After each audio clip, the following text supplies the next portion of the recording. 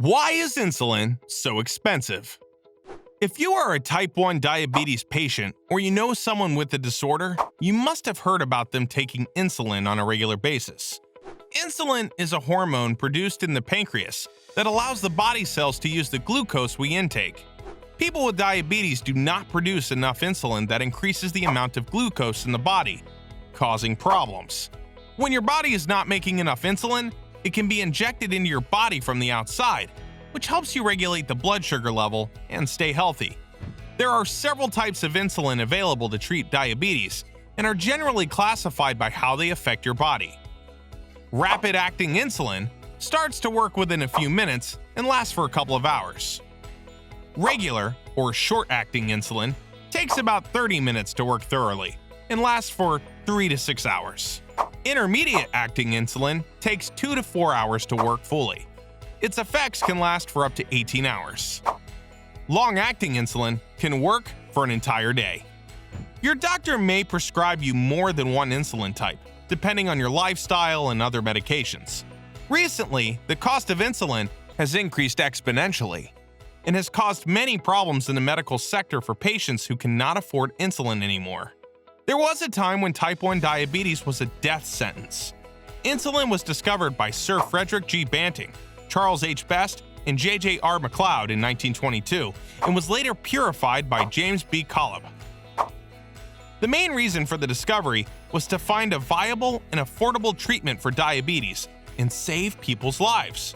But with the rise in prices, it is a difficult situation. But why is insulin so expensive? Before we move on with the video, hit the subscribe button if you like our channel and our videos. Press the bell icon never to miss an update from us. Only 3 companies control 90% of the global insulin market. The big 3 insulin producers, Eli Lilly, Novo Nordisk, and Sanofi, dominate more than 90% of the world's insulin market by value. Often only one of these companies supplies insulin to specific countries, which means that they hold the monopoly there and set prices as they please. In domestic countries like India, local pharmaceutical companies produce insulin, which helps keep the price low. This means that countries like the USA need more companies producing and selling insulin to bring the price back to affordability. No generic insulin. The question of generic insulin is another complicated issue in the pharmaceutical industry.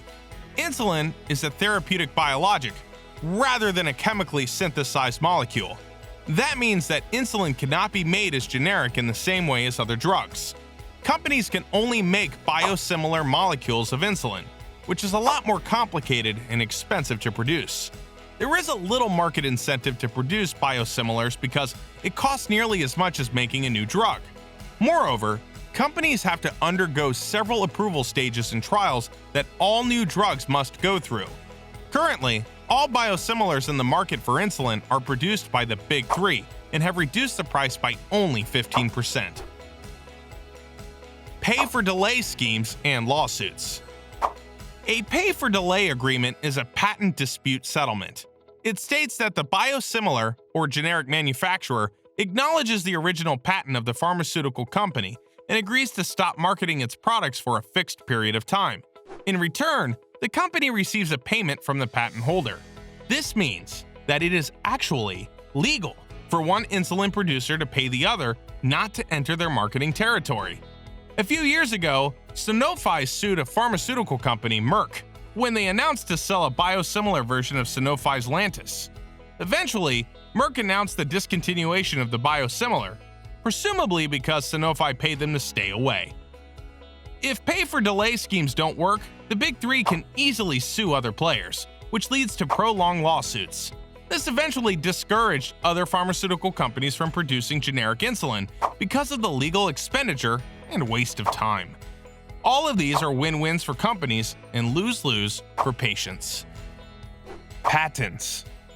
Why aren't more companies producing insulin? There are several reasons for that, but the most significant reason is patent evergreening. Patents give a person or organization a monopoly on an invention or discovery for a certain amount of time. In the USA, a patent is valid for 20 years. Humalog, Lantus, and other previous generation insulins are now off patent, as are even older animal-based insulins. But why is patent a problem? Pharmaceutical companies take advantage of loopholes in the US patent system to build several stacks of patents around their drugs, mainly insulin, which will make them last much longer, hence the term evergreening. Doing this has allowed these companies to thin out the competition and take the price as high as they want. Sanofi has filed over 70 patent applications on Lantus alone. This means Sanofi has created the potential for a competition-free monopoly for an extended period of 37 years. Politics. Pharmaceutical companies are not habitually throwing away their money, and they do not refrain from taking part in business politics. Eli Lilly, Novo Nordisk, and Sanofi collectively rake in several billions of dollars in profits. Yes, billions, with a B. Although they spend millions on marketing, they spend millions on lobbying politicians and donate to decision makers as incentives to keep quiet about the high pricing. Yes, that's basically bribing to maintain the monopoly. The current Secretary of Health and Human Services in the USA was previously an Eli Lilly executive. What does that tell you about the industry? Marketing schemes. Physicians in the United States and some other countries are allowed to collect fees from pharmaceutical companies for advice and help create loyalty to a company. This may influence prescribing habits of the doctors built for pharmaceutical companies. It's a way of compensating physicians for their time and expertise. In countries like India, physicians are allowed to sell and profit off insulin and other drugs by directly selling to patients and cutting off the middleman and losing the incentive to find the lowest priced insulin for their patients.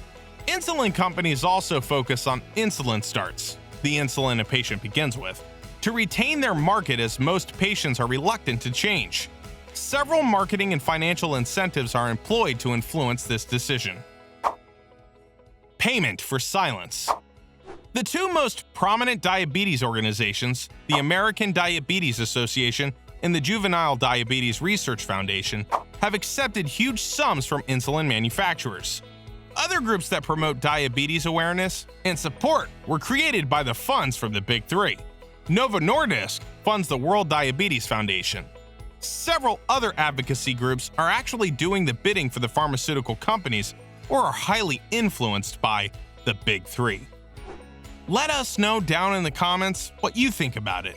Share this video with your friends and family.